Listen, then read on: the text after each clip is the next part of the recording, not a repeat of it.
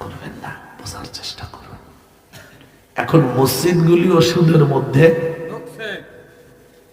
আমরা ঢুকাই দিছি। মসজিদের কইছি তুই নড়াচড়া করিস না, তুই যদি নড়ো হেইল মনে থাকবো না, নামাজি পড়তে হবে না, তুই কি ভাবছো কি?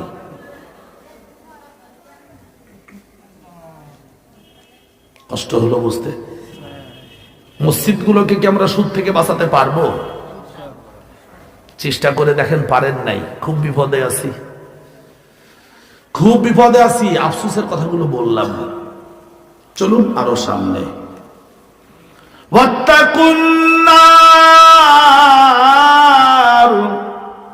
ও দুনিয়ার মানুষেরা, সুদের কারবার থেকে নিজেকে বাঁচাও। কারণ তুমি তোমার অর্থনৈতিক লেনদেন যদি সুদের মাধ্যমে করো, তাহলে তোমাকে জাহান্নামের আগুন থেকে কেউ রক্ষা করতে পারবে না। সুতরাং তুমি জাহান্নামের আগুনকে ভয় করে সুদ থেকে নিজেকে ফেরাও। প্রয়োজন হলে 3 বেলার মধ্যে 1 বেলা খাও, 2 বেলা খাও, কিন্তু সুদ খেও না। রাসূলুল্লাহ সাল্লাল্লাহু আলাইহি ওয়াসাল্লাম বলেন, সুদের মধ্যে 70টির বেশি পাপ আছে। অন্য বর্ণনায় আছে 36 জামবান, 36টির উপরে পাপ আছে সুদের মধ্যে। আইসারুহা আইয়াতিয়ার রাজুলু উম্মাহু, এর মধ্যে সবথেকে হালকা যে পাপ তা হলো নিজের মায়ের সাথে জিনা করা।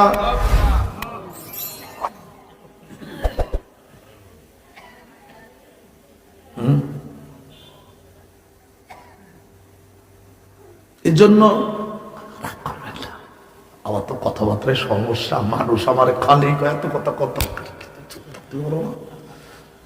তুমি একটু আসতে বলতে পারো না? পারি তো। সমাজে লজ্জা শরম আছে? যেখানে সন্তান এমন কারবার করে যে কারবারের পাপ হলো মায়ের সাথে জেনা করা, তো মায়ের সাথে জেনা করে না মানুষ, কিন্তু এখানে আলেমরা আছেন। আমার আবার মারে কিনা আলেমরা, আমি তো ভয় পাই। কোরআন শরীফে আল্লাহ তাআলা সূরা নিসার মধ্যে 14 জন মহিলাকে বিয়ে করা নিষেধ করেছেন। তার মধ্যে 1 নম্বরে কার নাম? মাওলানা উম্মাহাতুকুম হুররিমাত আলাইকুম উম্মাহাতুকুম ওয়া বানাতুকুম ওয়া আখওয়াতুকুম, এভাবে বর্ণনা আছে। তোমাদের মায়েদেরকে বিয়ে করা তোমাদের জন্য হারাম করে দেওয়া হয়েছে। আপনারা একটু বলেন তো, আল্লাহ নিষেধ করলেন না বিয়ে করতে? কাকে?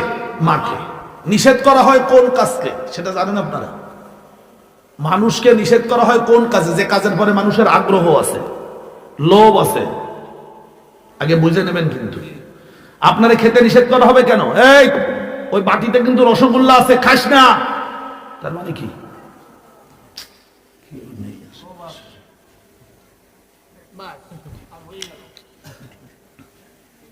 এই জায়গায় রসগোল্লা ছিল 3টা, 2টা দেখতেছি কেন? খাইছে কে? পাইলো কিনা মা কি জানো? জানি না, জানি না। ফেরেশতা খেয়ে গেছে নাকি? 2 সারে জায়গায় ছিল কে? নিষেধ করা হয় কোন জিনিস? যার উপরে লোভ আছে। আপনাকে আমার কথা ভালো করে বুঝবেন, লাভ দিয়ে ঠেলে উঠবেন না। আমি তাফসিরে বাইজাবি পড়াই ছাত্রদের। তাফসিরে জাল লাইন এটা সিলেবাসে নেই, তারপরেও ছাত্রদের অনেক সময় বিভিন্ন জায়গায় পড়াতে হয়। সূরা নিসা আলেমে আছে, পড়ানো লাগে, মাঠে ময়দানে পড়াই। একটু মাথায় বুদ্ধিটা আপনাদের কাছে জিজ্ঞেস করি। অন্ধ ব্যক্তিকে কেউ দেখতে নিষেধ করে, এই কানা তাকাবি না কেন? তাহলে সন্তানকে নিষেধ করা হলো কেন? মাকে বিয়ে করবা না। বলেন, সন্তানের মায়ের যৌবনের উপরে লোভ আছে না? কিরা বলল? এই চ্যাপ্টার পড়তে হবে, ভালো করে পড়বেন। ওয়াল আ'মা লা ইউনহা আনিল বাসার, অন্ধকে কখনো দেখতে নিষেধ করা হয় না। তাহলে সন্তানকে নিষেধ করা হলো কেন? মাকে বিয়ে করতে। যার চোখ আছে তাকেই তো নিষেধ করা হয়, এই চোখ বন্ধ কর, তাকাবি না। চোখ আছে বলতে তাকায় বসতে পারে। সন্তান তার মায়ের যৌবনের দিকে তাকাতে ঘরের ভেতরে এখানে আভ্যন্তরীণ কিছু ব্যাপার আছে, সেজন্য আল্লাহ তাআলা নিষেধ করে খবরদার। আরো অনেক কথা আছে বিজ্ঞান ভিত্তিক, সেটা আমি বলতেছি না। ভাইয়ের আকর্ষণ আছে তার বোনের উপরে,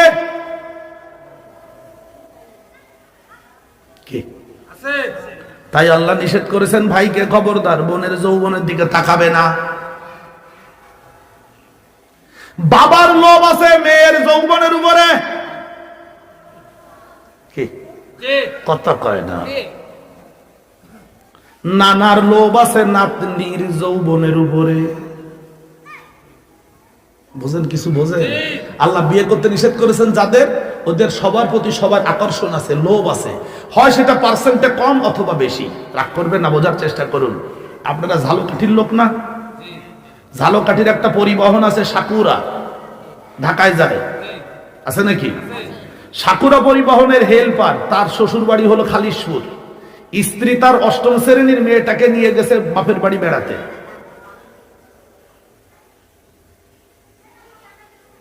বুঝেছেন? মেয়ে অসুস্থ, নানা বাড়িতে গেলে তার খারাপ লাগে। নানিরে বলছে যে নানি আমার শরীরটা খুব খারাপ, বমি বমি আসে, শরীরটা ভালো না। তা নানি বলতেছে তা চল তোরে ডাক্তারের কাছে নিয়ে। ডাক্তারের কাছে নিয়ে গেলে ডাক্তার জিজ্ঞাসাবাদ করেছে, তাতে ডাক্তারের সন্দেহ যে মেয়ের পেটে বাচ্চা। কথা বুঝেছেন? এইবার মেয়েটাকে কিছু বলেন, নানিকে আলাদা দিকে বলছে মেয়ের পেটে তো বাচ্চা। আপনি বলেন কিন্তু বিয়েই দেনি, কেবল 8ম শ্রেণীতে পড়ে। মেয়েকে বাড়িতে এনে নানি অনেকবার জিজ্ঞাসাবাদ করার পরে বলছে বাচ্চাটা আমার আব্বার। এদিকে আবার মেয়ে বাড়িতে নেই, সেই লোভ সামলাতে না পেরে বাবা আবার গিয়েছে মেয়ের সন্ধানে শ্বশুর বাড়িতে। এদিকে তারা আবার একটা মামলা করে রেখেছে। সেই মামলায় যেই জামাই গিয়েছে জানাই দিয়েছে যে আসামি হাজির, গ্রেফতার করেছে। খুলনার আঞ্চলিক পত্রিকা দৈনিক পূর্বাঞ্চল, সময়ের খবর সহ বেশ কয়েকটা পত্রিকায় পরের দিন হেডিং হলো পিতার সন্তান মেয়ের গর্ভে। খুলনা জেলখানায় 1 বছরের উপর ছিল, জামিন দেওয়ানো যায় নাই। আদালত বলছে জামিন হবে না, উপচুক।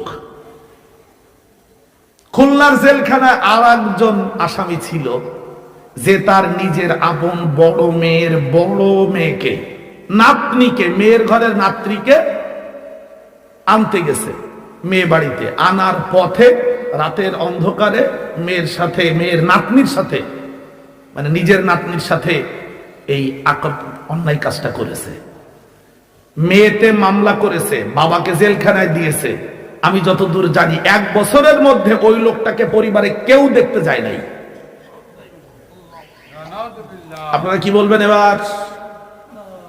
লোভ, তাই আল্লাহ। সুদ খাওয়ার উপরে মানুষের লোভ, ফাও ফিরি কষ্ট ছাড়া খাবে না কেন? টাকা যদি 1000 এই মনুরে দেই, আর এই মনু যদি মরে মাসে মাসে 1000 100 করে টাকা দেয়, তাহলে 10,000 দিলে মরে 1000 দেবে, এনে মোর কোনো টেনশন নেই। টাকাও থাকলে আবার লাভ হইলে।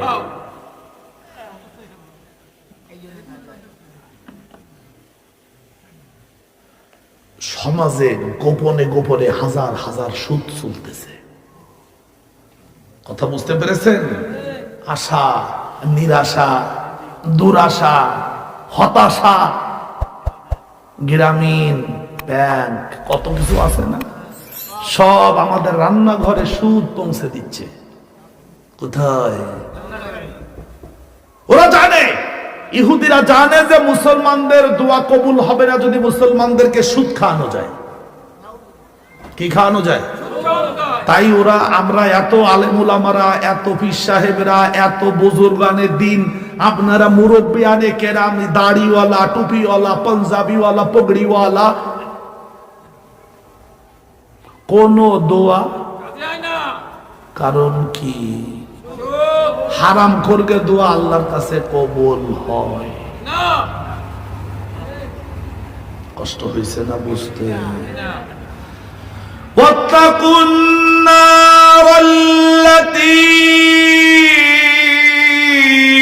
أعدت للكافرين